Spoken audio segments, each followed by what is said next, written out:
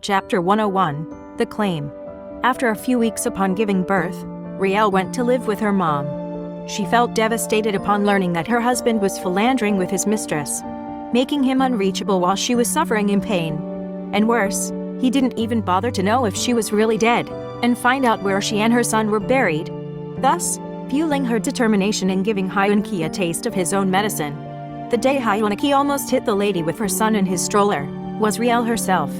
She staged that incident with the help of the surveillance team, assigned by Detective Devon. They were on the lookout for Hyun-ki's arrival at the mall. "Miss Riel, be ready, the car is coming your way." So when the SUV was near the mall entrance lobby, Riel suddenly crossed the pedestrian lane, with the intention of to be almost hit by Hyun-ki's SUV. When Hyun-ki approached them, Riel took off her shades and stared at Hyun-ki furiously, to make him see her face. Hyun-ki was stunned. And when he is about to touch the child in the stroller, Riel hurls insulting words at him, and then discreetly drops a bracelet on the ground, for him to discover as Riel leaves with the child in the stroller. Hyun-ki was amazed. He could not believe his eyes, seeing Rieler's look-alike, and the bracelet that fell on the ground, similar to the bracelet he made for his son. He felt dazed and confused. He thought, was Riel haunting me, because of the awful things I had done to her and our child? After that staged commotion, Riel entered the KORH&H building and walked to the elevator. She made herself dressed alluringly to attract Hyun-ki's attention. Hyun-ki walked toward the elevator and waited for the lift. Riel stood across him to be noticed. Once again, Hyun-ki was stunned. Everyone around them noticed her, and all were surprised to see someone who looked exactly like Riel. She looked at them, pretending she didn't catch their amazement, playing innocent.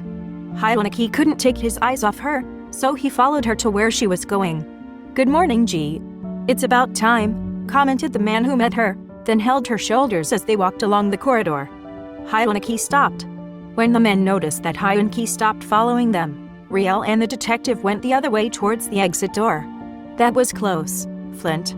I almost blew my cover, if you didn't show up on time," Riel sighed, and the man smiled. They took the elevator to the ground floor, and when it opened, Gwon-chul was stunned in total amazement. He met her face to face, an eye to eye. Keeping her composure, Riel only smiled, then Flint took her hand and walked out of the elevator. Gwon-chul stared at her, followed by another glimpse, still in amazement. Akio intently listened to Rieler's narration about the outcomes of her surprise appearances to Hyun-ki. Then she suddenly nudged him about her decision to make a move. "I am now ready to face Hyun-ki, Akio. The G, as I am now, would return as Riel again. I had waited this long, and it was high time my child needed to be known as his son. Now will be the time he would taste my wrath." Riel spoke with conviction. Akio held Rieler's hand and said concernedly, "You must be in complete control. Just look him straight in the eyes as you talk to him, and tell him how you feel about everything he did to you. Don't get persuaded by his words." The following morning, Riel and Akio came to see a renowned lawyer, Counselor Margaret Wilson. Riel told her of her intention to claim what was rightfully hers, for her son's sake, but was not interested in having Hyun-ki back into her life. Riel showed the surveillance photos she assigned to a detective and continued following Hyun-ki and Rosemary through Akio's support. After completing the information and evidence to support Rieler's case, Counselor Wilson needed to make a move, so she prepared the documents to protect Riel by requesting a TRO and eviction order from the judge. The day came when her requests were granted. Riel went to her villa where Hyun-ki lived and housed his mistress. When Rieler's Audi SUV entered the villa's driveway, Hyun-ki and Rosemary were having breakfast. Unaware of the entry of police officers, one of the maids ran to the dining area to notify Hyun-ki about the visitors. The police officers read the eviction order to him, and Hyun-ki was shocked. "Why would I be evicted from my own house?" Hyun-ki was adamant. "I believe that this mansion is under the name of Miss Gabrielle Marikalma, and we don't find your name included in this land title certificate, sir," the police officer reiterated. "Yes, I gifted this property to Miss Gabrielle Kalma, who then was my wife, but is now deceased. Who else would own this property but me, because I gave it to her? Since my wife was dead, I'm the owner now," Hyun-ki explained. "Was there a death certificate to prove she is dead, sir?" the police officer asked. Hyun-ki hesitated for a while and then spoke. "I never thought of registering her, since her mother, Dr. Kalma, claimed my wife's body." "You get it from the mother, because she didn't die in this city," Then Riel walked into the living room dressed in a white blouse underneath a black coat and denim jeans, and black boots. She had a black hat on her head, and wore a black shades with bloody red lipstick on her lips. She was walking gracefully towards them when she spoke. He doesn't need to present a death certificate, because he never cared about getting one. Besides, the real owner is here, in the flesh. Hyun-ki was shocked, and so was Rosemary. Who are you to claim as the owner of this mansion? You are but an impersonator. My wife was dead a year from now. So be gone, or I'll have you arrested by these police officers. Hyun-ki was mad. His face was red in anger. He couldn't accept that someone was impersonating his dead wife, making a false claim to her mansion. Riel gave a piece of laughter, rebuking Hyun-ki of his accusation. She removed her shades as she looked at her wedding portrait from the wall, stood under it, and faced Hyun-ki. Now, tell me, babe, was I an impersonator? With open arms and a mocking smile, she stared at Hyun-ki intently. How could that be? Your mother said you're dead. Hyun-ki was shocked. And you were happy that I was dead. Was I correct, my dear husband?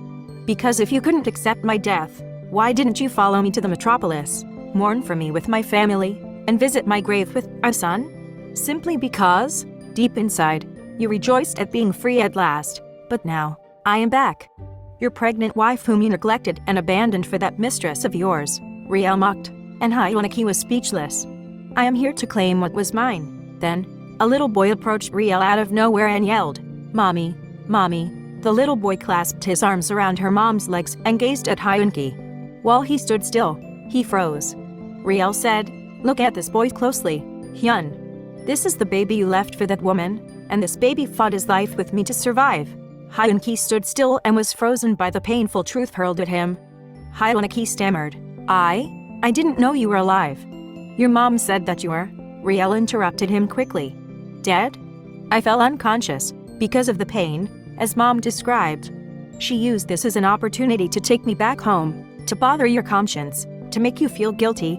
Riel stared coldly at both of them, freezing Hyun-ki with guilt and shame. I am so sorry, Riel.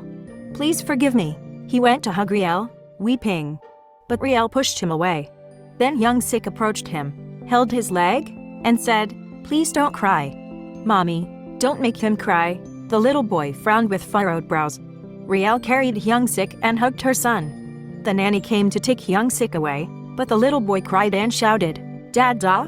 Hyun-ki was stunned when the little boy called him Dad-da. Riel was angered and said, Look at your son. He was sensitive and understood how you felt. Look at yourself, Hyun. Were you sensitive enough to understand how I felt when you left me for that woman? Pointing Rieler's finger at Rosemary.